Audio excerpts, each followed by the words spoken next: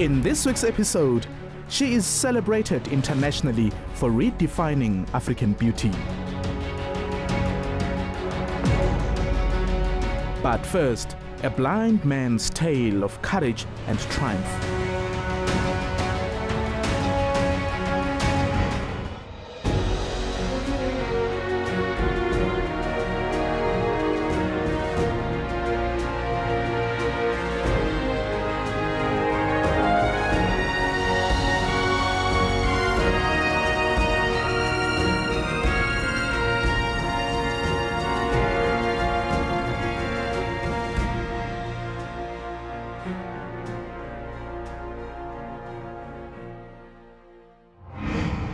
Hello and welcome.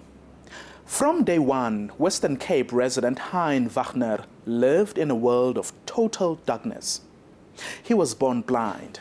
But even when it was clear life wasn't going to be easy, Hein still pursued a life of adventure and excellence. In fact, as you're about to witness, Hein has accomplished things many sighted people can only wish for.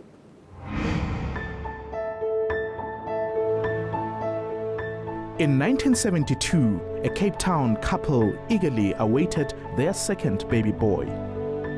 Later that year, their bundle of joy arrived, bringing excitement to the Wagners.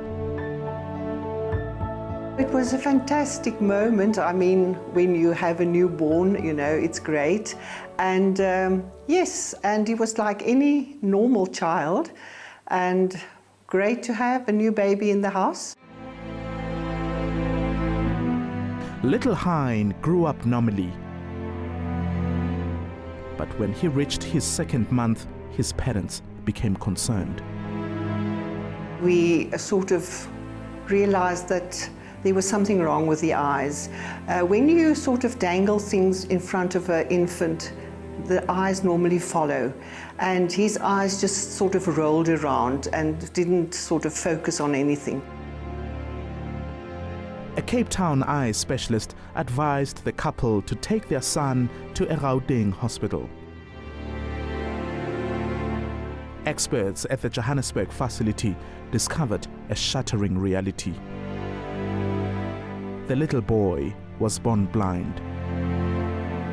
It's a sad moment, and you just feel for the child, actually, because life lies ahead, and what's going to happen in the future of this child's life.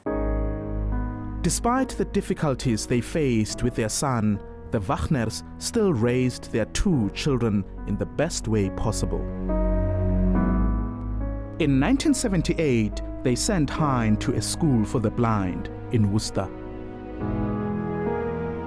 I was quite terrified. In fact, that's my first memory of them leaving me behind in this place of unknown total darkness. And because for the first 5 years at home, of course, I could find my way to the kitchen, to the bathroom, to my bedroom, all over. And all of a sudden, I was in this unknown place. And people's perceptions towards his disability did not make things any easier. I remember specifically a sighted friend of mine, his mother. She always used to speak kind of through him to talk to me, you know, as if the blind guy's already dead and he needs a medium to communicate through. So, but I had to, you know, in a way accept it for what it is. And I then started to realize that, you know, if you're blind, you are different. In his teenage years, Hein's character began to blossom. When he was in high school, he hitchhiked to Johannesburg without us knowing, so he was very adventurous from a very young age, and nothing seemed to be too difficult to do and to complete.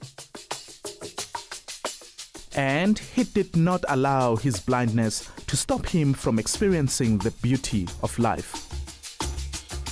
Everybody around me, all the sighted people, were talking about this picture-perfect postcard view of this mountain. And I wanted to see it, no matter what. I also wanted to get an idea of what this thing looks like. By age 16, he would challenge himself and summit Table Mountain 6 times. So I climbed it once and I was like, okay, it gives me a fair idea. And I climbed it the second time, I climbed it the third time from a different angle, I climbed it the fourth time. I ended up climbing it 6 times. It was only the beginning of a fulfilling life for the Cape Townian.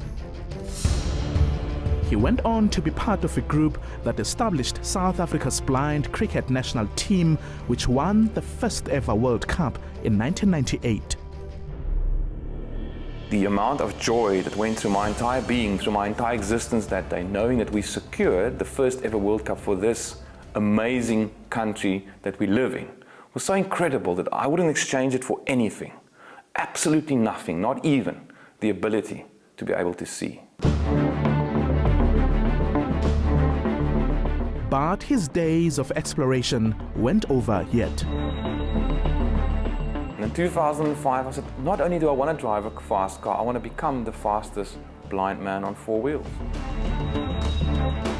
With the help of an instructor, Hein went on to set the world land speed record for a blind man at 269 kilometers an hour. In the years to follow, he kept surging forward, participating in the Absa Cape Epic, an 8-day mountain bike race. By now, Hein was hungry for greater challenges. In 2013, we visited him in Cape Town as he prepared for an international competition in the freezing Antarctica. It was hard to imagine how he would be able to finish the full Ironman, a race that intimidates even sighted professionals. But Hein proved once again a strong mental attitude will take any individual to heights that are unthinkable. Sometimes I wonder whether Hein's really blind, because he's just like any other guy, and often he just walk around in the house and you would almost not realize that he's blind.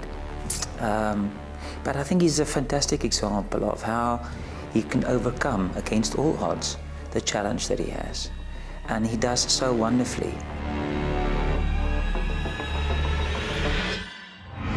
Incredible. Remember, we always appreciate your feedback. Against all odds at enca.com. You can also be in touch with us on Twitter and Facebook. Still to come, from a rural village in Botswana, she is now a supermodel in New York.